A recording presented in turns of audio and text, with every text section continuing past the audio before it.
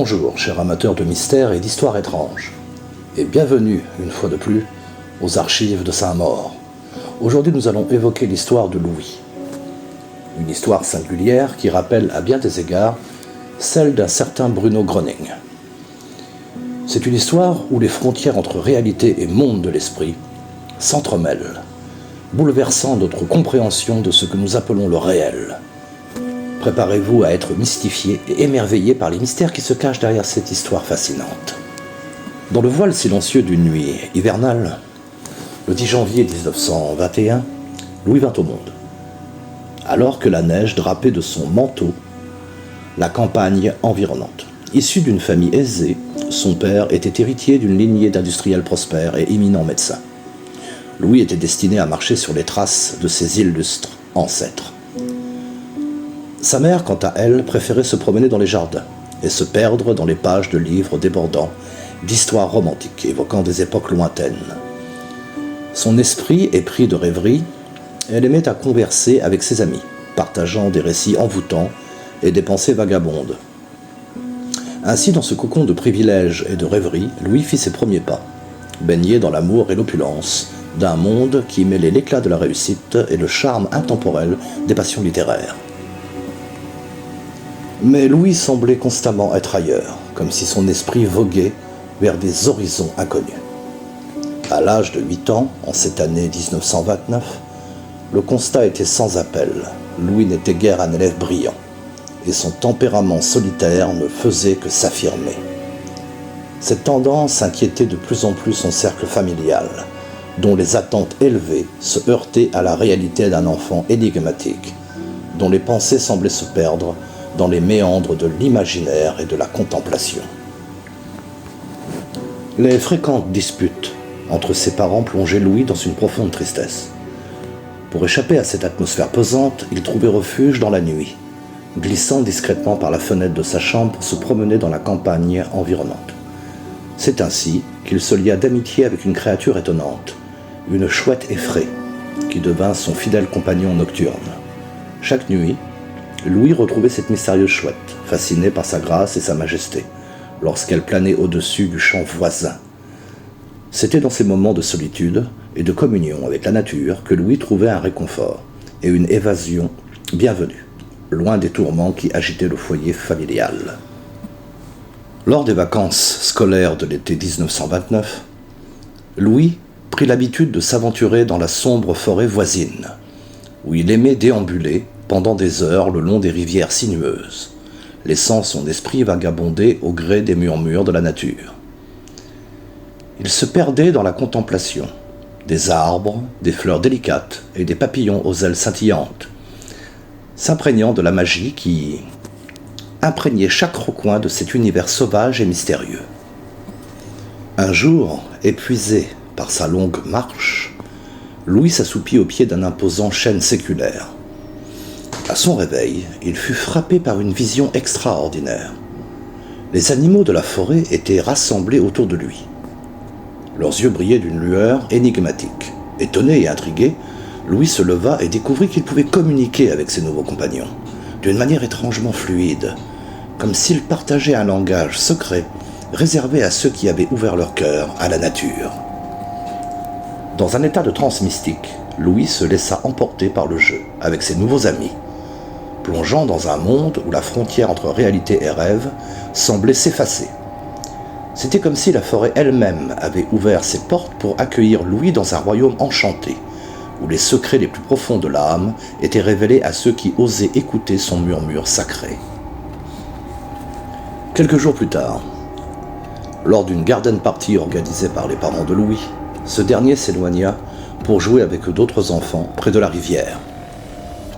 Soudainement, les papillons vinrent virevolter silencieusement autour de lui, ajoutant une touche enchanteresse à la scène, comme attirés par une force invisible.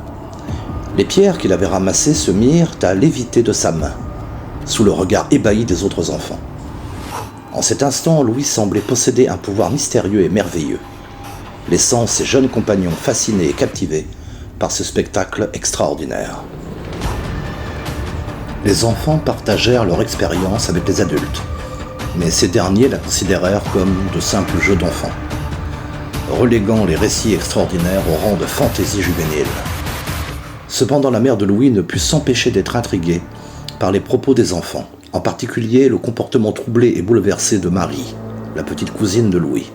Son expression témoignait d'une perturbation profonde, laissant entrevoir une vérité que les adultes aveuglés par le rationalisme peinaient à saisir. La mère de Louis, craignant de perturber davantage son fils, déjà troublé, refusa de le questionner. Après tout, elle se disait que les enfants étaient souvent portés à inventer des histoires. Et elle préférait préserver une atmosphère légère, surtout après avoir vu Louis s'amuser avec d'autres enfants pour une fois. Elle choisit donc de rester sur une note positive, espérant que ces moments de joie enfantine lui apporteraient un répit bienvenu dans son monde intérieur tourmenté. Plusieurs mois plus tard, après que les enfants eurent ri de lui en classe, en proclamant que Louis n'avait pas d'amis, Louis riposta avec assurance en affirmant qu'il avait bel et bien des amis. Il déclara que ses compagnons étaient les animaux de la forêt, ce qui déclencha un éclat de rire général. Madame Martin, institutrice, intervint alors avec une autorité certaine, calmant les élèves. Elle se tourna vers Louis et lui lança d'un ton ferme. « Tous les animaux de la forêt, Louis ?» Louis répondit d'un simple « oui, madame », avant d'ajouter avec un regard perçant. « Mais je peux également savoir ce que vous pensez en ce moment même, madame. » Madame Martin, profondément et extrêmement intriguée par ce qu'elle venait de vivre, retint Louis après les cours pour le questionner davantage. Elle se dit que c'était peut-être une coïncidence pour le dîner. Et après tout, son père n'était-il pas médecin? Mais comment connaissait-il le prénom de sa cousine? Louis parla du père de Madame Martin, décédé des années auparavant de cette même grippe, dévastatrice, mais précisa que son père avait déjà une santé fragile. Il tenta de rassurer Madame Martin en soulignant que sa cousine, Jeanne, quant à elle, était jeune et forte, et qu'elle se remettrait rapidement de cette mauvaise fièvre. Puis dans un moment de révélation, Louis lui confia qu'il avait eu une vision de l'au-delà, où il avait rencontré l'enfant que Madame Martin avait perdu des années auparavant. Il assura à l'institutrice que cet enfant était heureux aujourd'hui où il se trouvait. Enfin, Louis dit à Madame Martin qu'elle aurait bientôt une petite fille, plongeant cette dernière dans un mélange d'incrédulité et de terreur absolue.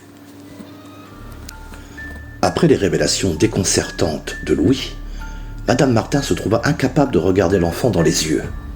Une peur indicible s'empara d'elle à chaque fois qu'elle croisait son regard, comme si elle était observée par quelque chose de bien au-delà de sa compréhension. Cette terreur persistante la hantait jour et nuit, lui laissant très peu de répit. Incapable de supporter cette angoisse grandissante, elle prit rapidement la décision de quitter son poste d'enseignante, préférant fuir ces mystères perturbants plutôt que de les affronter. La petite fille des voisins raconta avoir vu, par sa fenêtre, Louis chevauchant un magnifique cheval blanc sous le croissant de lune, dans le pré voisin. Cette histoire étrange se répandit rapidement dans le quartier, alimentant des rumeurs et des spéculations. Mais ce n'était pas la seule histoire étrange à circuler. Un autre élève prétendit que Louis avait miraculeusement guéri ses blessures au genou après une chute sur des graviers, la même semaine. Ces témoignages troublants suscitèrent l'intérêt et l'inquiétude de la mère de Louis, qui décida de confronter son fils à propos de ces événements mystérieux. Mais Louis n'était pas dans sa chambre. La nuit était déjà bien avancée, et sa mère, qui ignorait tout de ces escapades nocturnes, commença à paniquer. Soudain, son regard tomba sur un livre posé sur la table de nuit. Intriguée, elle le saisit et l'ouvrit, pour découvrir avec stupéfaction des dessins d'une beauté saisissante. Chaque illustration semblait être un chef-d'œuvre, représentant à la fois des animaux familiers et des créatures fantastiques. Mais ce n'était pas tout.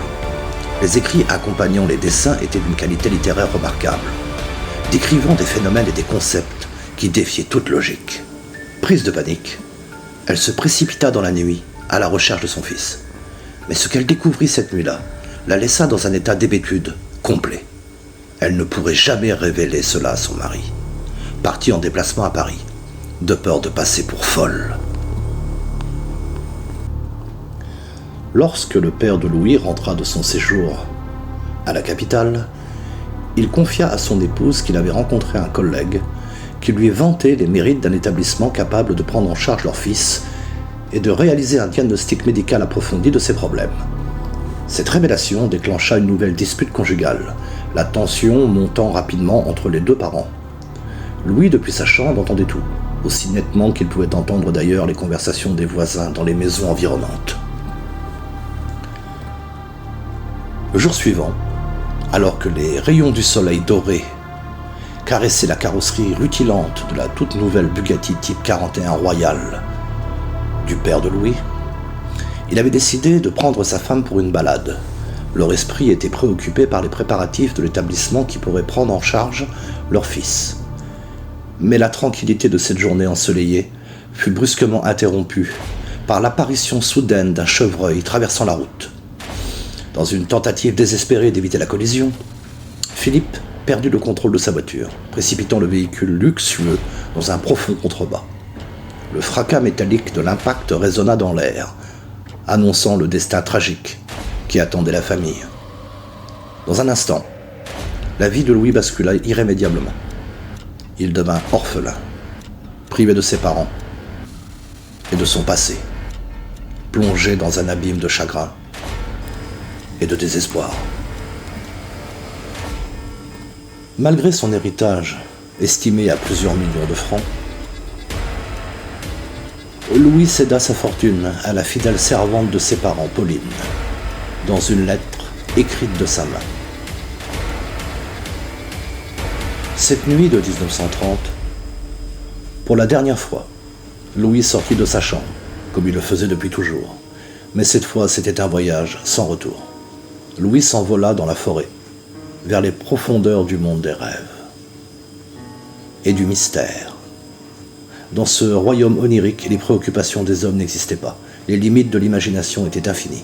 Louis savait intuitivement que les seules limites étaient celles que nous nous imposions à nous-mêmes dans notre propre esprit. Alors, guidé par une force intérieure indomptable et une soif insatiable d'exploration, il s'envola dans les ténèbres de la nuit, vers un horizon sans fin où les étoiles dansaient en harmonie avec les murmures du vent, et où le temps se perdait dans l'éternité.